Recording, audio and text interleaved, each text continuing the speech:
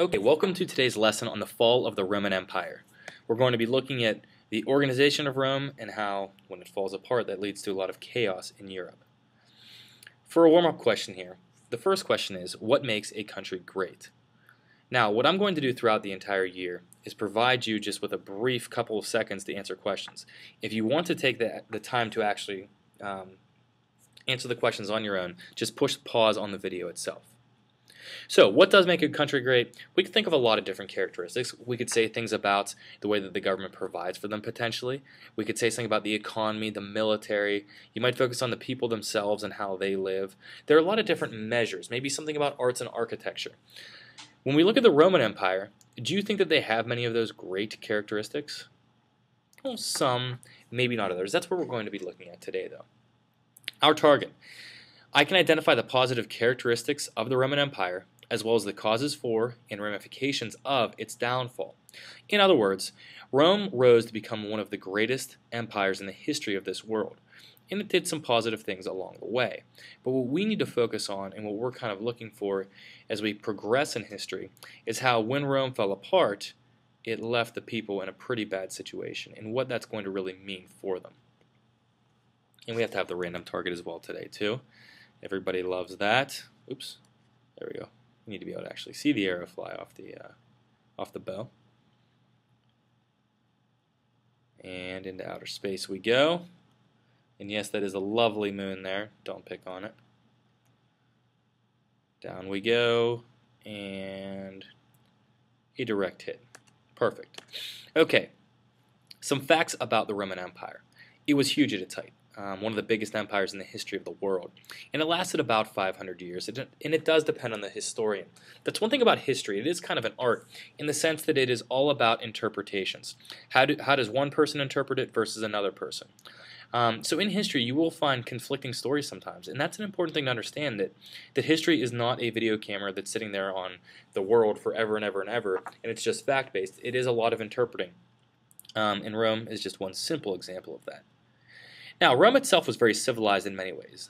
The arts, architecture, and the fact that it was well organized with a government and other features. So let's talk about a few here.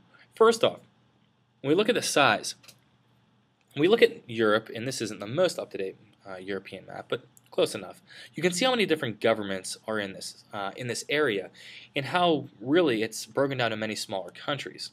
When you look at the Roman Empire, consider how much larger this is spatially than Europe is today for just one empire. When we connect the orangish, greenish, and reddish colors here, that gives you the Roman Empire in 180 CE. That's a very, very large area, and it would be very difficult to maintain, but pretty impressive to think about how large it actually did grow. Some of the things that made Rome what it was, and some of the most famous things, deal with the architecture and the arts.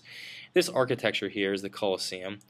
Kind of crazy to think about what actually went on inside the Colosseum, because people today talk about how violent football is and how that's a problem, whereas in the Colosseum they literally had humans fight to the death. Crazy difference from today, I would say. The Roman aqueducts, very impressive in the architecture, but even more impressive is what they were used for, is providing water to places where they didn't get as much water very easily. That's a very, very impressive feat, given that we're going back nearly 2,000 years. The arches, though, this is the Arch of Constantine. Many of these, and the arch really is the famous Roman, the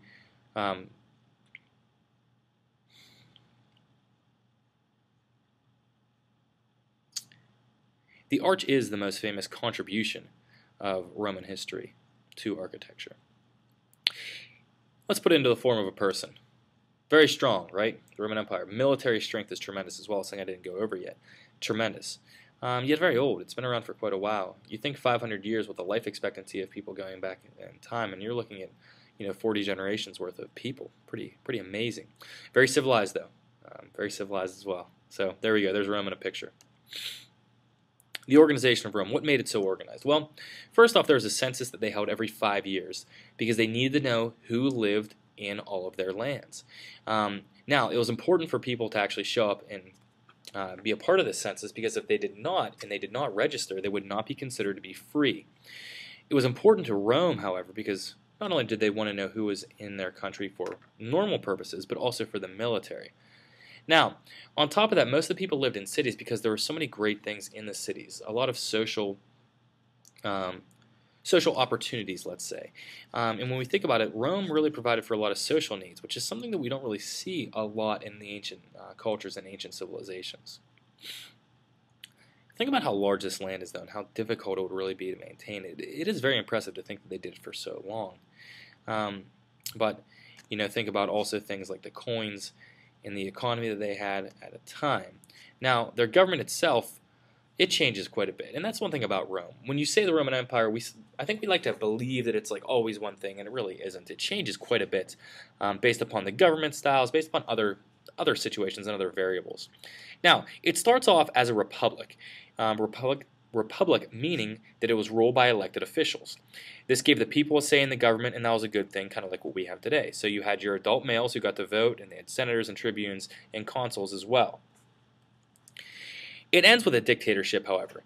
They were ruled by an emperor who was Julius Caesar, and he basically took over power and never gave it back. Now, with this occurring, it led to a lot of instability.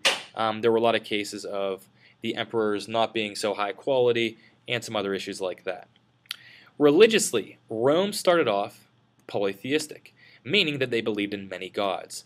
One thing that's interesting about Rome is that Rome kind of took its power at the end of the Greek Empire, and really with the Greeks, they had a lot of gods that were very similar to the Romans. The Romans just basically changed the names. The one thing about polytheistic religions is that everything that the people did was for the glory of the gods. There was a god for just about everything, and let's say it's a war that we're speaking of. Whenever the soldiers went to battle, they fought because their motivation was to win the war for Mars. So interesting way to look at it. This all changed in CE 313. And in case you're wondering about the CE, we're talking about Common Era here. We no longer really use the BC, as in before Christ, and AD, Anno Domini, which is in the year of our Lord, because those have a religious base to them. So we've kind of switched it to BCE, which stands for before Common Era, and CE, which is Common Era. But Christianity previously was banned in Rome, looked at as being a cult, and actually many Christians were sent into the Colosseum to fight as gladiators. But it was a monotheistic religion with one God. It was made legal in 313 CE, and it became the only religion in 391 CE, and that was under the reign of Constantine. Very dramatic change. Very dramatic change. Now, there were a lot of issues facing Rome, and this is where we get into the whole connection into future historical topics. One is the fact there were a lot of wars. Constantly fighting in wars is never a good thing. And all these wars with barbarians from modern Germany led to not only financial issues but also a lack of support from the people because they got tired of fighting in these wars. The government itself, as was mentioned before, there was a lot of instability. There was corruption with government officials just trying to favor themselves and their families. There were a lot of assassinations because people were trying to take the person out who's in front of them so they can become the next in line. And that caused a lot of distrust in the government. The economy went through some issues. Slavery was one of the most significant problems because there was such high numbers of slaves that there actually weren't enough jobs for people who wanted paid jobs. And that caused unemployment, and as you probably know from the modern times, unemployment is a major problem in a country. Add to this logistical problems of rolling such a large land with a lack of communication and transportation technologies, and you can see that it would be pretty difficult. So it's almost like controlling this empire for as long as they did was very impressive, kind of like what it would be like for us to control the entire galaxy in 2050. Maybe that's an exaggeration, but you get the point here. Not very easy at all. The effects on the people, well, many were poor, and many were poor during the Roman Empire, but even more were in worse condition at the end of it, because they previously were relying on the government to support them, and then the government's gone. So that was lost to them, which was very important. Also, people were unprotected. Given that the Roman military started falling apart, with the economy falling apart and everything else, there was nobody to protect these people, and barbarians were attacking lands in the Roman Empire, and those people were left unprotected completely. And without a strong government, who's going to lead the people? It's kind of a natural thing for people to have some sort of government in place who would fill that role. So when we look at it, you have Rome here, who's no longer as organized and sophisticated as it had been, and the strength is gone. So all that you really have is, well, this old empire going up against the barbarians. And I don't think that I'd want to be the old empire in this situation. Let's take a couple minutes here to answer questions 1 and 2, and then we'll come back to 3. So answer those on your own, and then we'll talk about them. Okay, now, how will the collapse affect the average person in Rome? Well, they don't have the government to protect them anymore or to provide them with things that they previously did. So that's going to be one major concern. And what lasting legacies will survive the collapse? Well, things like Christianity. Some of the architecture survived. Not to say that it was really used heavily in the Middle Ages, but it was to an extent. Um, but really, it's going to be a dramatic change whenever we get away from the Roman Empire and into the Middle Ages. Now, for question number 3, what do the people need to do to meet their own basic needs? Well, let's look at this from a psychological perspective. What this is right here is Maslow's hierarchy of needs. What it refers to are the basic needs that people need to meet before they can move on to the next level. Everybody starts off at the bottom and then eventually can work their way up to the top. So starting off, everybody needs to get their physiological needs met. In other words, I need to do this or else I'm going to die. You need to be able to breathe, you need to be able to eat and sleep and drink, you need to be clothed, and you need to have a place to sleep. That's the most basic level of needs. Then it goes to safety and security, love and belonging, self-esteem, and self-actualization. What it basically goes from is this. From the basic, I need to protect myself, or I need to feed myself, to I need to protect myself, to I want to be happy, to I need to figure out where my place is in the world, to now I can really maximize my potential at self-actualization. In reality, very few people ever get to self-actualization. It's a very low percentage. So when we look at it, where would we think that Rome would fit in? Pre-collapse Rome and post-collapse Rome. Well, pre-collapse Rome, we might say they're somewhere in the love and belonging self-esteem range because the safety and security is there by the Roman army and the fact that the government is providing a lot for these people. So they can do some of those other things.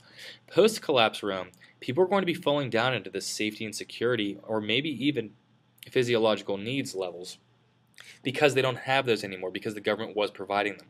So that makes it kind of clear that people will be willing to do things they might previously have not been willing to do just to make sure that their needs are met. And that's what's going to connect in to tomorrow's lesson on feudalism.